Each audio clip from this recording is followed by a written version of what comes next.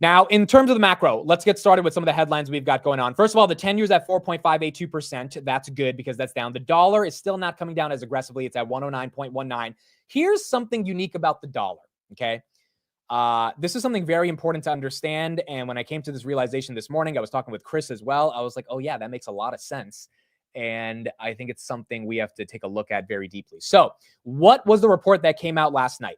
For those that were not following it, Japan is likely to hike rates. This is going to be happening in a couple weeks. The Bank of Japan is expected to raise interest rates next week, pushing the policy rate to 0.5% for the first time since 2008. We got the first hike a while ago. That first hike was at when was that first hike? That was in, I think, August. That was the first hike. And the reason we got that first hike was because the Japanese government felt like they needed to maintain strength in their currency, which would weaken the dollar. And as a result, they hiked, and we had a carry yen trade, or a yen carry trade, and that kind of collapsed the markets for like 2 minutes, right? It was a scary day. It was the day to buy the dip, but nonetheless, that was the catalyst for causing a pseudo market crash, a VIX that went up 600%. It looks very likely markets are pricing in an 80% chance that we get another hike next month once the BOJ meets. Now, theoretically, this should be kind of scary, right? Because if the Bank of Japan hikes, then that's not good, right? Because then we're going to have a yen carry trade. But wait a second. If the Bank of Japan hikes, the dollar goes down. And when I realized it this morning, I was like, wait a second. That's what we need. We need, like, this is why the stock market is the craziest thing in the world, right? Like in August, I was like on my knees begging the Japanese people to please not raise the rates. Or it was actually November because they already raised it in August. But in November, they were thinking of it again. And I was like, please don't do it. Like, just leave it alone. Let 2024 end out okay. Now I'm like, actually, if you raise the rates, that lowers the dollar, because if other currencies go up against our currency, the USD, we go down, right? That was the whole problem in the yen carry trade, because so many people were short the yen and long tech stocks. The yen went up, they had to cover their short, which means they had to sell their tech stocks, and that created the conundrum that we saw on August 5th. Now, first of all, everyone already knows about the yen carry trade, so it's not going to be a surprise. I mean, once something's priced into the markets, once the shock already happens, everyone figures it out. So the market's not going to be surprised by some yen carry trade, and traders are probably not even engaged or as leveraged in the yen carry trade as they were before, simply because they already know the risks of it, and it's already been built into the atmosphere.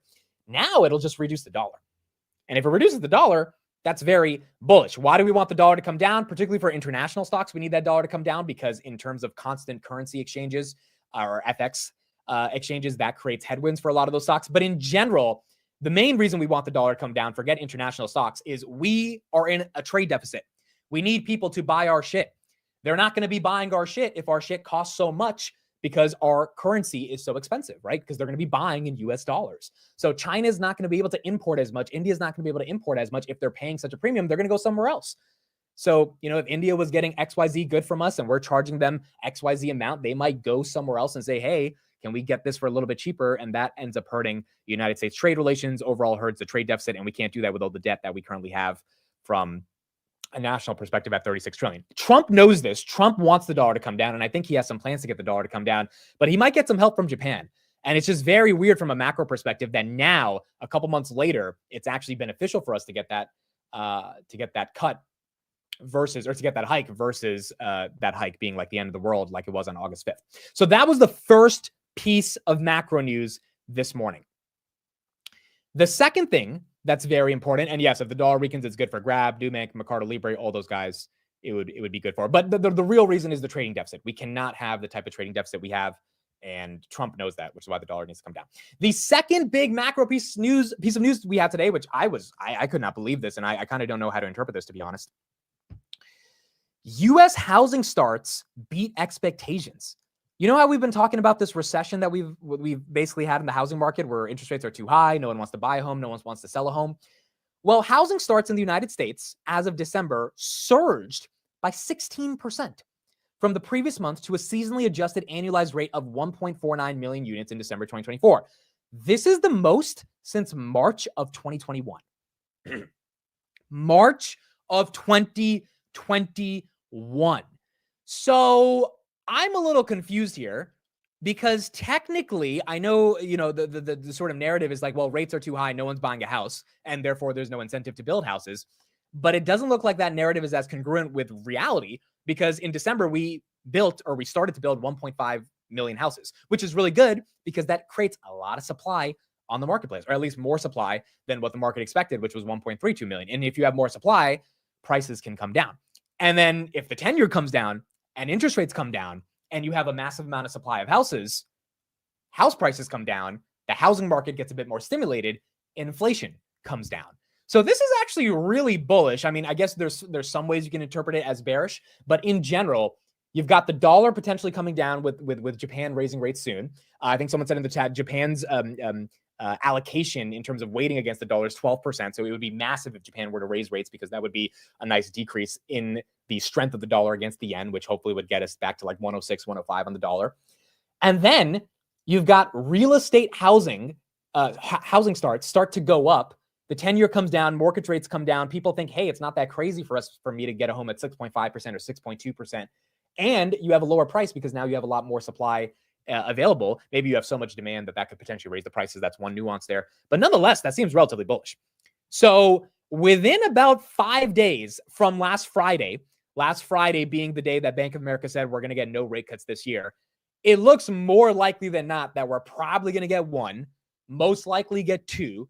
And if the CPI continues to fall, as President Waller said yesterday on CNBC, the most dovish Fed talk I've heard in like the past couple months, way more dovish than anything Michelle Bowman or Jay Powell said. His argument was, hey, we might be able to cut rates further than or earlier than what the market's pricing in. If you get the 10-year coming down, CPI continuing to come down, housing starts continuing to go up, the dollar coming down, there is a good shot we're getting a rate cut, and we might get that rate cut before June. I know traders are pricing it in June and July. We were initially pricing it in for March. It's probably not going to happen in March, but maybe May or April, you have a chance to get that cut. And if we get that cut, I don't think that would be the worst thing in the world. So I don't know. From a macro perspective, things are looking okay. And then you've got deregulations by Trump as well. That's a good point, Loop. You've got tons of executive orders coming literally on Monday of crypto, which we'll talk about in a second, energy, and then housing. I mean, we might be entering into that kind of Trump pump era, at least for now. Obviously, there's going to be tons of volatility navigating all this stuff. But nonetheless, you do have some tailwinds for the broader macro, which means I don't know if it's time to go balls to the wall inside the stock market, but it does mean that maybe having a ton of cash on the side is not the best idea. Now, granted, it's only 17 days into January, and I think that the number one reason to have cash on the side is because we still have to have earnings. I think earnings are going to go good, but then again, I'm just one person, right? What if earnings aren't that good? What if Amazon actually misses? What if their margins aren't that good, right? Like, what if they guide really bad for Q1? All this, it's all good and green, and it feels good, and then you get slapped in the face, and you see some red, and you realize that maybe it wasn't the best time to deploy cash. So it's one of those things where I think waiting for earnings to deploy cash is not a bad thing. But if you are bullish on a name and you see the macro tailwinds, DCAing is obviously never a bad thing. And, given this type of macro, it doesn't feel like it's going to be a horrible thing, at least right now, barring any crazy economic data, right? If CPI spikes up like crazy next month, which if you look at auto prices, if you look at shelter prices, it doesn't look like that's going to happen. But if it does, that could create different headwinds. But as of now, it doesn't look too bad, at least currently right now. So maybe 2025, we continue a bull market. Maybe 2025, we actually continue the bull market like we had in 2024. Pratik, thank you for being here. He says, I feel like family here now every morning. I love it. Everyone should feel like family every single morning. And hopefully you guys continue to feel like family in this awesome, awesome community. By the way, again, tomorrow, Saturday, we are having our meetup in New York City. We're going to be bar crawling. For those that want to join, I'm going to put the Telegram link in this chat right now. And if you are local to New York City and you want to join, then feel free to join. It'll be fun. We'll talk, take pictures, and just overall chill in New York City. And, even if it's cold, we will be in bars. So it hopefully won't be too bad. So let me just put this in the chat right now, and all the details, you can get it by joining right here. Okay, cool. It's going to be buzzed on Shirley Temples. Yeah, I'm probably not going to be drinking that much, dude, because I don't know how to drink. So I mean, maybe I'll have like a beer or something. But if you see me with a little bit of You see me with a glass of Coke, it's probably not going to be a Jack and Coke, right? It's going to just be a Coca-Cola on the rocks. Dude, how lame am I? I'm going to go to the bartender. I'm like, can I get a Coke on the rocks? He's going to be like, this fucking dude. Like this guy, like, you know, you're like, whenever you say on the rocks, you like think you sound cool. It's like, dude, no. Can I get a water on the rocks? It's like, no, dude, you don't sound cool. You don't sound that cool. Having said that, also, last thing in the macro, Robinhood right there, $48, folks, $47.98, up 4%. Absolutely incredible for Robinhood. One more piece of macro data that we got yesterday is, yes, from the son of a liquor store owner. It's weird, right? But my dad doesn't drink either. It's weird. Me and my dad just don't drink. Money market funds decreased by $54 billion last night. So you got the 10-year coming down, the dollar coming down, housing starts going up, Trump doing this Bitcoin reserve, and you got $54 billion that left money market funds last night after about $160 billion entering money market funds over the past 3 weeks. So again, you put all those things together, I think we're looking at a lot of data. I don't think this is bull market euphoria, just excited because we're seeing the green. And that's what I pride myself on the show is like every morning, can we take lots of pieces of the puzzle, put them together and try to have a reasonable conclusion so that even if we're wrong, we can't say we were wrong based on hype. We would say we were wrong because maybe we omitted other parts of data. But in general, looking at all that data, it does seem like we are not in a horrible position.